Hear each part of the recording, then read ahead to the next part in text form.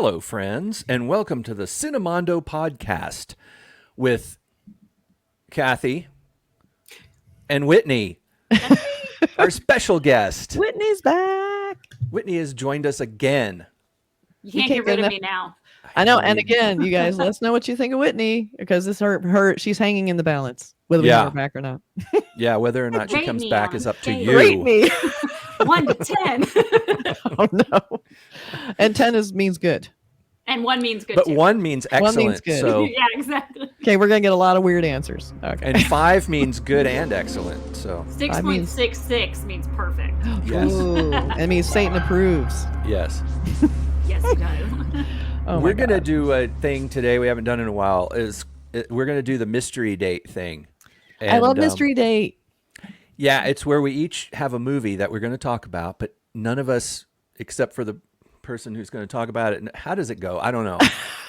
We don't know what movie each other person is going to talk about. That's right. We're just going to spring it on each other, and then just hear it out. And the idea is that these are movies maybe you haven't thought about in a while, or movies that you like that you think people should watch or you haven't heard of. Yeah. And we think they're good and you should watch them. It's basically just so random. That's what we like. So yeah, let's see what we got. Yeah. Who should go first? I think you should, Burk. All right. Well, my movie is one from, I have to look up the year, 1987. That's not too old. It's the heyday of the 80s. Yeah, there was some good stuff. I mean, the 80s a lot of times get a bad reputation for films. You know, the 70s to me that's the ultimate. I love the 70s. And the 90s kind of kicked back in a little bit for a little while. But the 80s, I think people think, the shoulder pads and bright garish colors and gigantic hairspray hair and malls. I can't wait to see the picture from this. What is This is a movie that I thought got overlooked. People don't really talk about this movie very much, but it's called Withnail and I. Yeah, I remember that movie. Remember that? Yeah. Never heard of this. Okay, you're in for a treat. I'm excited. It's got Richard E. Grant in it, and it is a showcase for him. If you like him, he's been in he's been in a million things, but most recently he was in Loki. He played one of the Lokis. And if you saw him, I think he's one of those actors, a British actor. If you saw him, you'd say, "Oh, I know that guy." He was in the Julia Roberts movie as her gay friend. With Cameron Diaz, who was getting married to her ex-boyfriend, and Julia Roberts decides to interfere because she wants her boyfriend back all of a sudden, and he was like the gay friend. He's this guy. Yes. The tall, skinny Richard one E. Grant. on the right. And the guy on the left is Paul McGann, who we really haven't heard too much else about, or I haven't. Maybe he's been around. But Richard E. Grant I think he was in Game of Thrones too, wasn't he? I don't know. I should have looked it up. He's in a lot of stuff. But he is so great in this movie. The story is 2 guys who are actors. They're struggling actors. They live together in this horrible, dirty flat in London, and they drink a lot and they do a lot of drugs. And it's kind of like a more serious version of The Young Ones, if you know the Young Ones TV series. Oh yeah, The Young Ones is great. Oh yeah, it wasn't Richard E. Grant that was in the Julia Roberts movie. It was Rupert Everett. They're kind of around the same time frame. Hey, ignore me. Well, Richard E. Grant is so perfect for this character. He plays Withnail. And his roommate is the And I. He doesn't have a name in the film, but you get the impression that he is the one sort of writing the film from his memories of his old friend Withnail. And the 2 of them are just struggling actors, and Richard E. Grant's character Withnail is so pretentious, and he's just a shameless drunk. And it was back in the times when it was still kind of funny to be an alcoholic, or they were young. It was funny. Remember back when it was funny to be an alcoholic? when you could pull humor from being tragically drunk, Yeah. and being addicted to, and doing drugs. They have a friend who comes over who's their drug dealer, and he's like, "Oh man, yeah, I've got this. This will send you into the stratosphere, man." and it's hilarious. This movie, it's tragic. It's also really touching because the main character goes through some really horrible things. The two of them decide they need to go out to the countryside, and they're these London boys. You know, they don't know about how to deal with the countryside. They don't bring rubber boots, so they end up having to tie plastic bags to their feet when they go outside, and they're out there smoking and this is atrocious, this is awful, and they run after this. They're running through the mud after this tractor, and they finally stop the farmer on the tractor, and they're like, "Excuse me, sir, do you have any wood? Do you have any food? Could we get some food?" And they're just helpless out there, and it's hilarious, and the dialogue in the film is really funny. It's classic, British humor, I think. I'm sad that more people don't know about this movie. It reminds me, I feel like there were two movies in a row with Richard E. Grant. One was How to Get Ahead in Advertising. Oh, yeah. Yeah. And then this movie. And I always in a way, get them confused, even though they're very different, because they had their same very British, quirky comedy-ish thing. And How to Get Ahead in Advertising was very profound for me, since I'm kind of in advertising. Yeah. About how evil advertising people are. The worst. Yes, the worst. But it is a great character study, this movie. It kind of takes you back if you ever went, if you're a creative type and you ever had that period in your life when you were desperately poor and you and your friends were looking for jobs, and maybe you played in a band, or you were trying to be an actor, and you were living in a nasty flat and you were late with your rent, and you get to the point at some point where you're like, what are we going to eat? God, I don't know. Let's ask someone. Let's run outside and see if we can find somebody that's got some food. Oh my God. But it was it kind of brings you back to that mentality of when people are young, and it's still sort of attractive to be a loser and a tragedy. It's so fun to watch that. And there's the movie also has a heart. It's not just this downward spiral into despair of poverty and pretension, and they're sort of self-sabotaging a little bit. He'll get his agent will have a role for him, and he's like, "I'm not taking that. That's ridiculous. Who would take that's beneath me. That's an insult." And so they're not the kind of people that were like, "Okay, I'll do it. I'll work my way up there." He wants to already be Gielgud, Yeah. But there's a heart to this film. It has a sort of a sweet center to it. And it ends on a note that's sort of hopeful.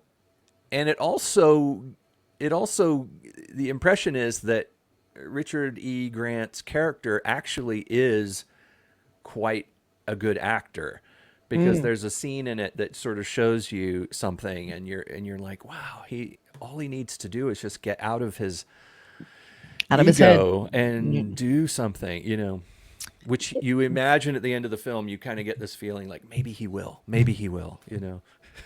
That's really that's cute. my movie. That's a great one. Do you want to go next, Whitney? Yes. Let's go. Okay. Start describing.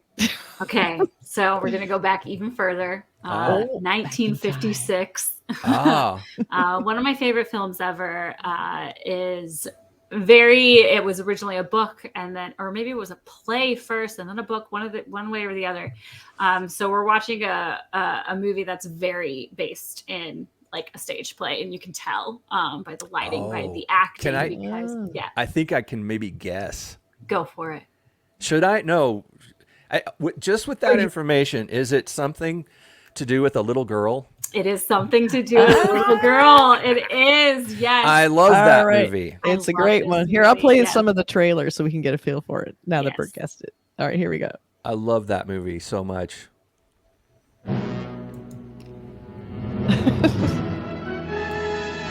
Emotional extremes.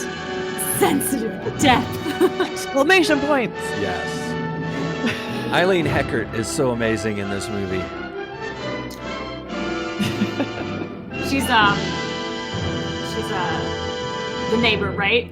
The drunk that comes, the mother of the boy. Yes. might get kind of A lot of text in this trailer. Yeah. That face. I wish she were mine.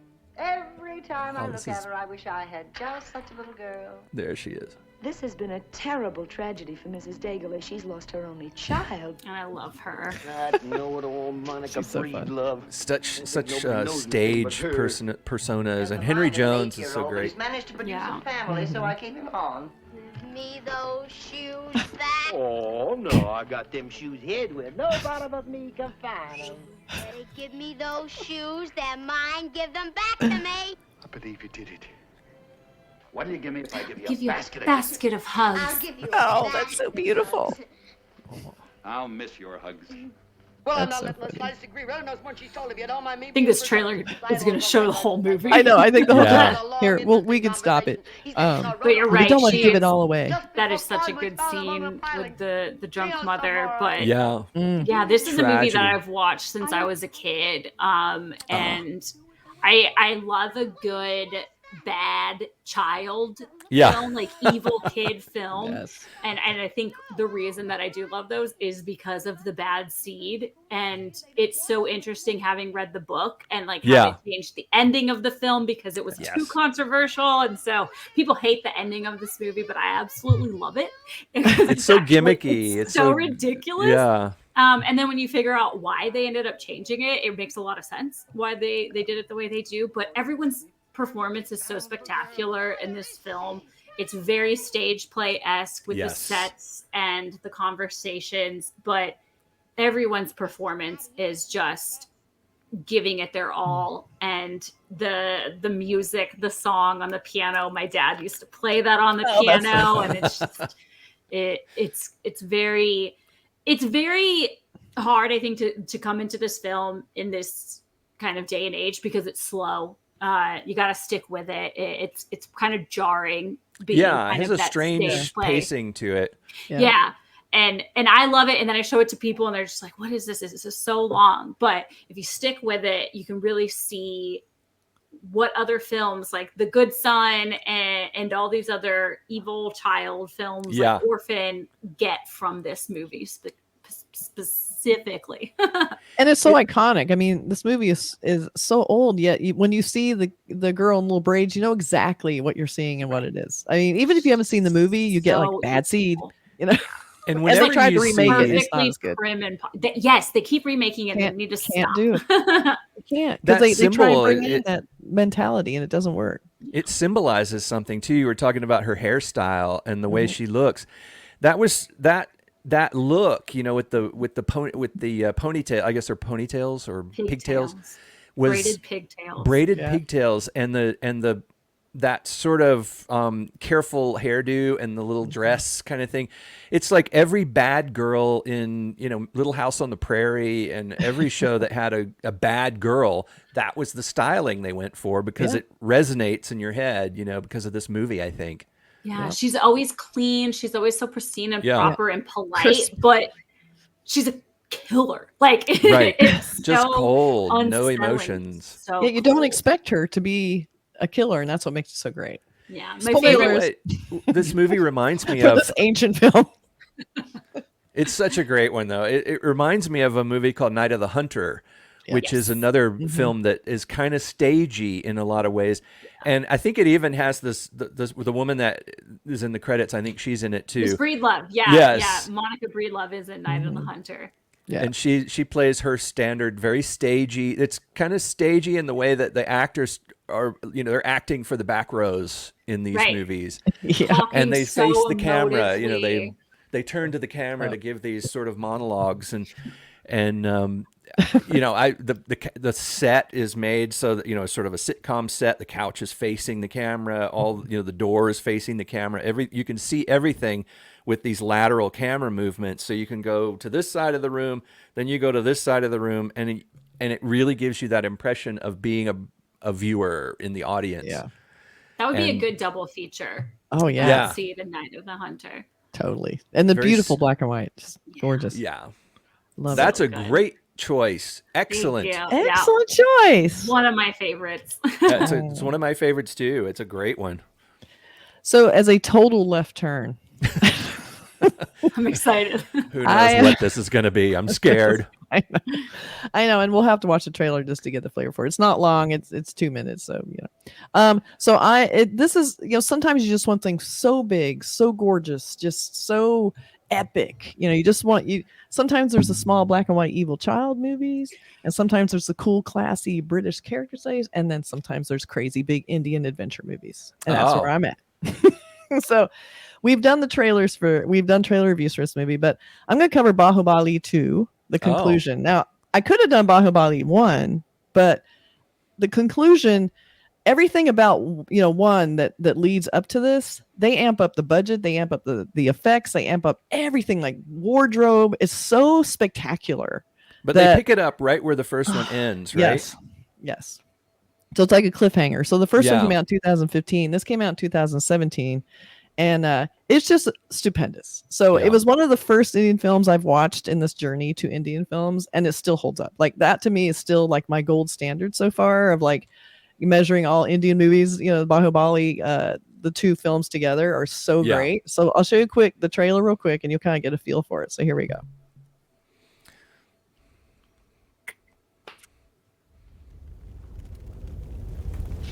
Even the logos. Yeah. This is a pretty astounding movie. Yeah. I'm excited. Amarendra பாகுபலியாகிய நான் மகிழ்மதி மக்களின் உடல் பொருள் மானம் உயிர் காப்பேன் என்று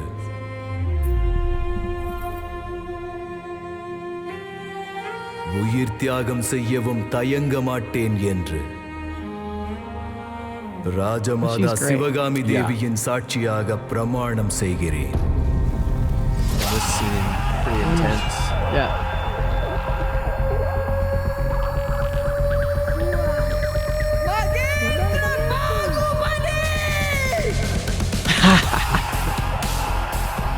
The music is amazing. Right? Everything's dialed up. I'm not expecting it to go this way.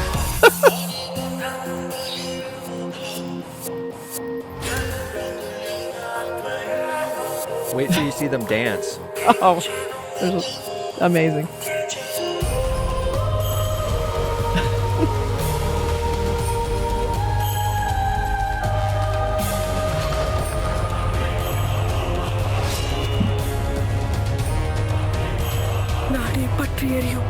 Like what? நீரின் அருகில் இருக்கும் வரைக்கும் என்னை கொல்லும் ஆண்மகன் இன்னும் பிறக்கவில்லை மாமா.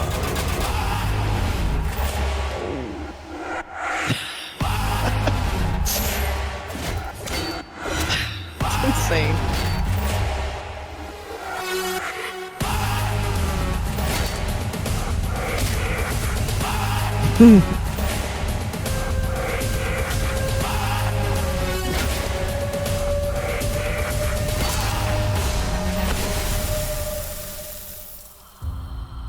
So cool. I want that music to play whenever I punch a hole in a stone wall. Face off. Oh. So Goodness. that movie is so blow away. Like you see things in that, like they aren't afraid to completely throw any physics, any reality. Like they're like, if I want a great scene of a guy jumping off a statue from 300 feet in the ground and he survives with arrows raining down, I will do it because it looks so fucking amazing. Right. It doesn't have to make sense. I mean, it's gorgeous. It's not inconsistent. That's the cool thing is like the entire Very film consistent. is consistently overload, Every scene. You live in that world while you're watching this movie. And so when the guy does jump off that statue and he fires 10 arrows and he, manages to kill 10 people with 10 arrows in a rain of arrows, and, whatever is happening. With an elephant. Yeah. You buy it, it's like, okay, I believe Bahubali can do that. And Prabhas, who's the main actor in this, who's the main character, he's like the biggest star in India. Like he's like is almost as big as it gets. He's like, I don't even want to mention American actors like Tom Cruise because I feel like he's bigger than Tom Cruise. Like he's huge. So it's great because he's also very he's got like the sense of humor. So in the first Bahubali, the beginning, you see him as kind of this humble village guy. And he likes to explore and he's always getting into trouble.